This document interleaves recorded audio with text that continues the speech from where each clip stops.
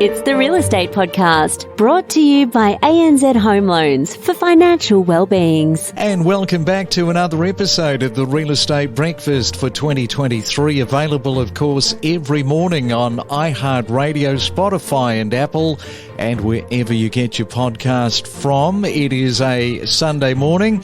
Hope your weekend is going well. We are already up to March the 26th. For 2023, yes, April is almost here.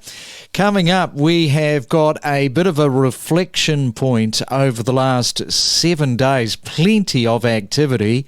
We started off the week with Stephen Halmarick, the Chief Economist at the Commonwealth Bank of Australia, and sort of taking a bit of a pulse, a temperature check through Stephen, looking at the economy and what he predicts moving through 2023. And of course, the big question that we asked him on Monday was, are we heading for a recession? His answer is coming up. We also spoke earlier in the week with Kate Fuller from Adelaide, with suburbs undervalued with plenty of potential. Now, this especially around the signing of the submarine deal in the US. So Kate gives us a bit of a breakdown. We also talk with James Thompson from South Perth and find out what's happening in his local neighbourhood.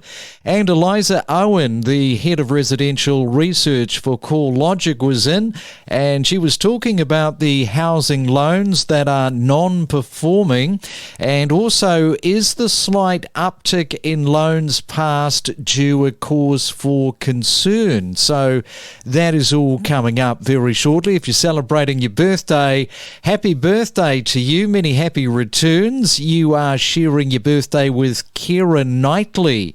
She is turning 38 today. Gee, she seems like she's been around forever.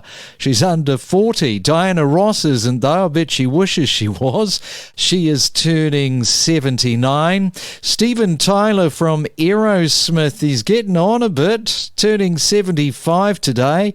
And James Caan, even older, the American actor who starred, of course, in that terrifying movie in what I think it was 1984 that it came out, Misery, with Kathy Bates. Still stands up. I saw that a couple of months ago. Anyway, James Caan is turning 83 today. Every morning from 6 a.m, we bring you the latest real estate news with diverse perspectives from leading industry experts. We deliver the most property podcasts across Australia every week. It's the Main Centre Forecast. And around the country on our Sunday we go, checking all the hot spots and where there might be a shower or two. And good morning if you are in Sydney, expecting 1 or 2 showers today, your high of 25 degrees. In Melbourne there's going to be a ton of cloud, but it should be a mainly dry Sunday. 21 is your forecast high. Brisbane mainly dry, maybe a shower. There's, I think, about a 65% chance in the afternoon. Your top is 30.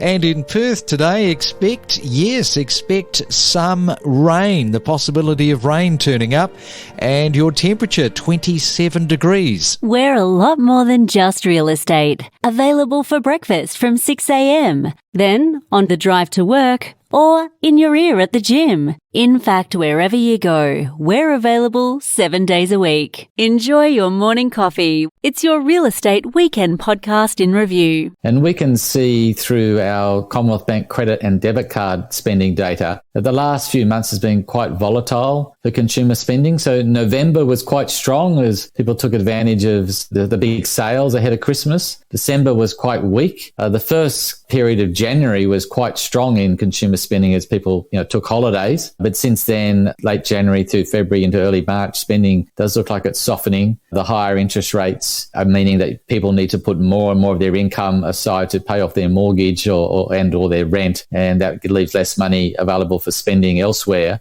At the end of April, as you mentioned, we get consumer price index for the March quarter. And we do expect that to show a moderation in the pace of inflation. So headline inflation currently 7.8%. We think that'll be moderated to 7% in the first quarter. So 7% still very, very high inflation, but not quite as high as it was towards the end of last year. So I think that'll be quite welcomed by the Reserve Bank. Yeah, oh, for sure. If it's starting to stabilise, that is one of the metrics. That's the biggest metric they're looking for. And I think that you're predicting a global recession in 2023, citing interest rates, market volatility. But you're also saying that 2023 could present some excellent opportunities for businesses and investors in Australia. Well, so globally, the pace of growth in the global economy is slowing. So we do expect a much slower pace of growth this year than last year. But we've recently revised up our growth forecast for this year for the world to 2.2%. We previously were at 2%. Now, the IMF estimates that 2% global growth is what they call a recession. So at 2.2% for this year, we might just avoid that global recession. The US economy is showing some resilience in the face of much higher interest rates, but it's the Chinese economy that's now looks like it's going to be growing faster this year because of the reopening for the COVID lockdowns of the last couple of years. So China will be a major source of growth for the global economy this year. So definitely a slower global economy, not quite hitting that recessionary definition if our forecasts prove correct. If you have a look at that, so from 2% to 2.2, it's just squeaking outside of the recession. Wouldn't take much, would it, to just tilt that into a recession? So it's kind of a little bit on a balancing axis. Yeah, that's true. And the outlook for Europe looked particularly poor given the ongoing war in Ukraine. The outlook for Japan could be affected by slower global growth as well. We've seen recently some problems in the US banking system, which add another layer of risk. Certainly some, lots of things happening this year that do look like they'll see the global economy or pace of global growth slow quite significantly. And of course, the main thing is that central banks still are raising interest rates very aggressively. And in the case of the US Federal Reserve president has said he thinks interest rates have further to go and they're likely to stay at those higher levels for longer than previously expected. It's your Real Estate Weekend podcast in review. And it's very much underdeveloped. So what can you tell us about the area, because it is close to the CBD? It sure is. I mean, I love this area. I've felt that it's always been undervalued and never really understood why. So where else in a capital city can you be on the coast or just inland from it and also be an easy 20-minute commute to the CBD with price points being so achievable? The area itself, it provides all that families and young couples and retirees are after, and it's untouched. So in a way that it still has all facilities at your fingertips, but the main suburbs haven't become overly commercialised like some other well-known beach suburbs. They still have their charm, and the community feel in amongst those is second to none. So Semaphore, as an example of a suburb which is just on the coast but quite close to Osborne and the ASC, has always reminded me of a country beach town but still provides that public transport and delicious eateries and hotels and all the day-to-day requirements in way of grocery, shopping, health and medical, with beaches being arguably some of the best family-friendly ones found in Metro Adelaide. Yeah, okay. So apart from Osborne, which leans more into that whole industrial area, I understand that there are some properties interspersed in through there. There are some other areas close by. Typically, what sort of properties are found there? Because there will be people listening thinking, okay, well, what sort of opportunities have we got? Yeah, there is a wonderful mix of properties within the suburbs surrounding and adjacent to Osborne. From tree-lined streets with over 100-year-old character buildings in way of bungalows and cottages, basket range, stone-fronted and solid brick builds, through to newer builds that have been recently developed. There's also the unique conversions in churches and warehouses that pop up from time to time, which is always special to see. The character homes are often found on 600 to 800 square metres of land, and to be able to purchase this and be within walking distance to the beach for under 1.5 million is pretty outstanding. And then further inland, some of the block sizes come down slightly, but still provide space for the family. It's your Real Estate Weekend podcast in review. You're right, Craig. We've got the lowest number of houses for sale in the city of South Perth that I can remember in the last 17 years. And at the same time, you've got demand consistently increasing. So that is really driving price growth. In parallel to that, the apartment market in particular is somewhat oversupplied, and the demand from buyers, both locally or interstate or internationally, has certainly waned for that product type. And that's despite the fact that we've seen considerable rental price growth in that market. So what's happening with the property developers? Are they in that space of apartments? They're just really sort of pulling back on that, are they? Most definitely. There's been some very well-publicised, high-profile apartment developers and builders, both here in Western Australia and nationally, that have had to shut their doors because of the well-publicised cost increases in that industry, and that has definitely had an impact on new apartment development here in Perth, and particularly in the city of South Perth, with a lot of major projects where pre-sales had been achieved now having to be shelved because of those construction cost issues. We talk about, on the one hand, we've got these property prices. On the other hand, we've got the rental prices that are just on the rise and the rise. I mean, how tight is that in South Perth where you are? Well, you'd be forgiven for feeling confused about things, wouldn't you, Craig, because of all of this noise about the market. It really depends on how you're participating in the market. And if you're a prospective tenant here in the city of South Perth at the moment, you're really struggling to find a rental property of any type. And when you find the right one, typically you are competing with, in many cases, hundreds of other applicants. And we've seen price growth in some cases of as much as 50% compared to, say, 12 months ago. We deliver the most property podcasts across Australia every week. But overall, we do expect that on the whole, people will be able to continue servicing their mortgages. It's just those people at the margins who maybe borrowed too much, or, their income growth or employment status hasn't really held, that would be seeing more of a difficult time over the course of the year.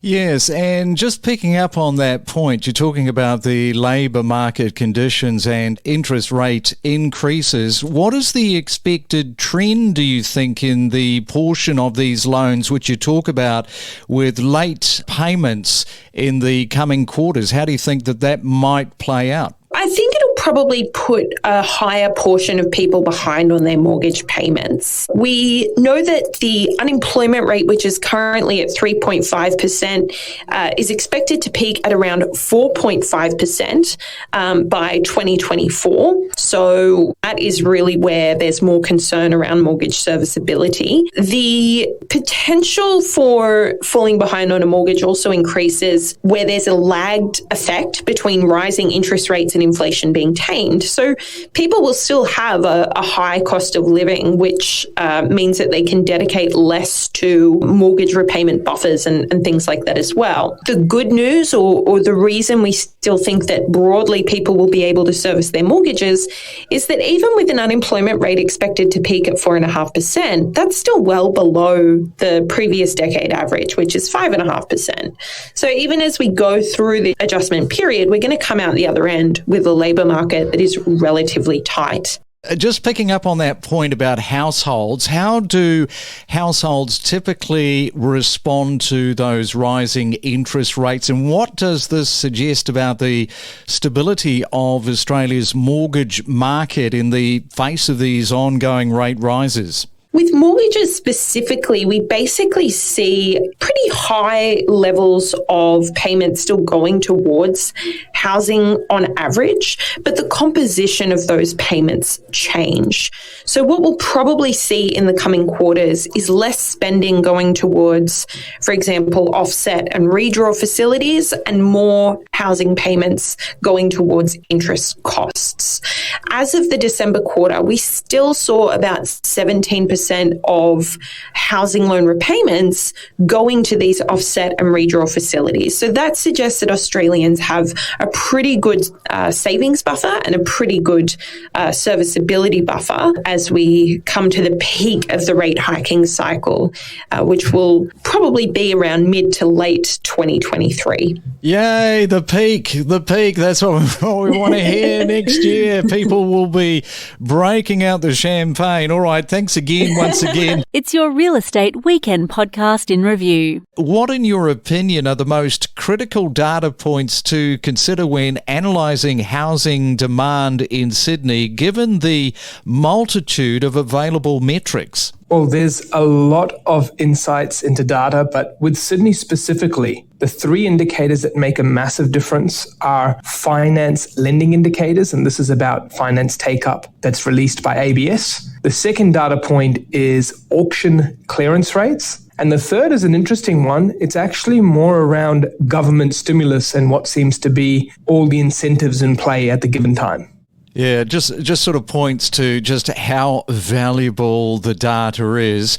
And using those key metrics that you've mentioned, how does Sydney compare, let's say, across various indicators, and what implications might this have for the near future? So if we go back to those three core data points in terms of Sydney specifically, auction clearance rates, when they hover around the 62 to 65% mark, we tend to have a balanced market in Sydney. Now, when you look at Sydney's auction clearance rates from early Feb till now, it's been on an absolute tear. And that is a positive word for our fellow Sydney-siders. Now, we're seeing auction clearance rates in the mid-March period end up at 74%. That's using Auction Insider data. If you're looking at Domain, 71%. And if you look at it versus this time last year was 65% based on Domain's data for 18th March, Saturday ending. Now, what that shows to me is there's a clear change in recovery, and as a result, there's an improvement in auction conditions. So that's the first one, which indicates short-term prices are likely to move up due to that being such an important indicator for Sydney. We connect you to the best real estate information across Australia. The Real Estate Podcast.